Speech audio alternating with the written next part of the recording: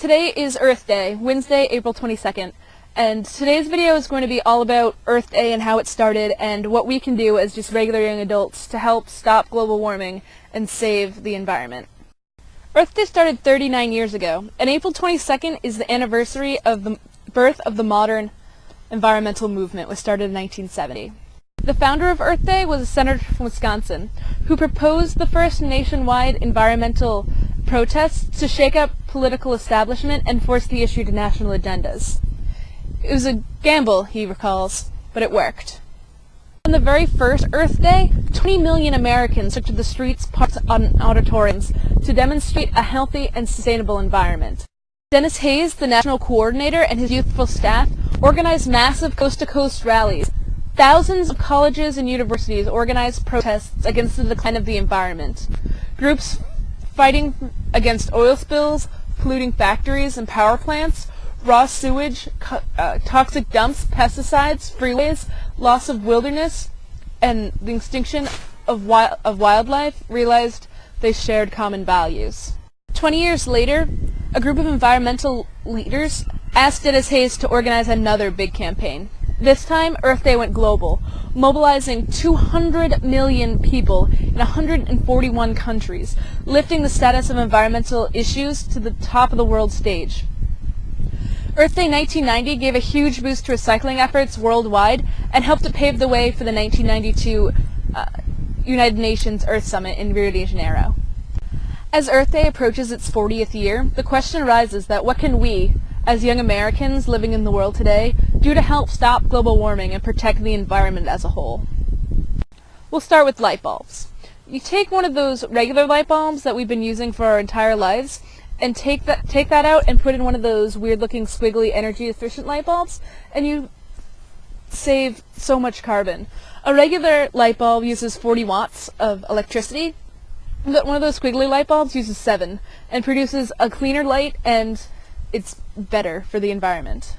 Paying bills online cuts down on the amount of trees that get cut down, and you're always sure that your bill got paid on time. You don't have to worry about whether or not it got lost in the mail. The next is to buy local produce, like from a farm stand, like the one that my dad sets up in our driveway over the summer. This ensures freshness and quality of the produce you're buying, and you don't have to pay for the shipping across country for a tomato or whatever you're going to buy. The next one is, as much as we hate to, is to remember to turn off your computer when you leave a room or go to bed. I am so guilty of just leaving Ethan on all the time, and I really shouldn't, because your computer probably takes the most energy out of anything in your room, and just by remembering to shut it off, you save so much electricity and therefore carbon emissions. So just remember to shut off your computer when you're not using it. The next is just to remember to recycle. Instead of throwing a soda can into a trash can, just look for a recycle bin. You get new soda cans out of it, and you're not just putting them in landfills for forever. The next one's probably the hardest of all the things I've listed, and that's just taking a shorter shower. I know that we as girls tend to take longer showers, but if we cut the length of our showers for just 2 minutes, think about how much water that saves. Unfortunately, Ethan's battery died, so now I have to finish the rest of this video inside, which I didn't want to do, but I have to, so sorry. Back to saving water. It reminds me of something I saw on Sesame Street when I was a kid, which was the kid that turned on the water and left it on while he was brushing his teeth, and outside there was a fish in a pond, and the longer he left the water running in the sink, the smaller the pond got, and then the fish, was in dirt. So the fish taught him to turn off the water while he was brushing his teeth. The same concept goes into just taking a 2-minute shorter shower. The way that I've started taking shorter showers is to listen to either Queen's Bohemian Rhapsody, or there's another 5-minute song that I listen to, that those songs I have to be out of the shower by the time that song's over. So that's how I measure the length of my shower, and I've learned to cut it down quite a bit using music. Another important one is to use those canvas bags at the grocery store.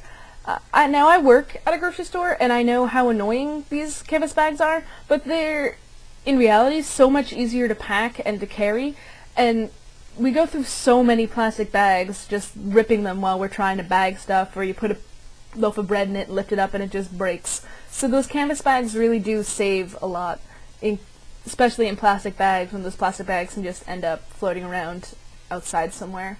and killing things. The next one is just to hit the lights when you're walking out of a room. I'm just as bad at this as everyone else, even though I'm the one that stuck all the post-it notes all over our dorm room to remember to shut off the lights. I forget every now and then as well that you just have to remember to tap those light switches on your way out of a room. It saves electricity. There are also so many other ways that we can help save the environment. There are 2 links in the sidebar that you can check out that are where I got all my information for this video that have just tons and tons of ways that you can save the environment and help to save energy. And I hope that you go check those out. Hyra, I will see your smiling hippie face tomorrow. Happy Earth Day.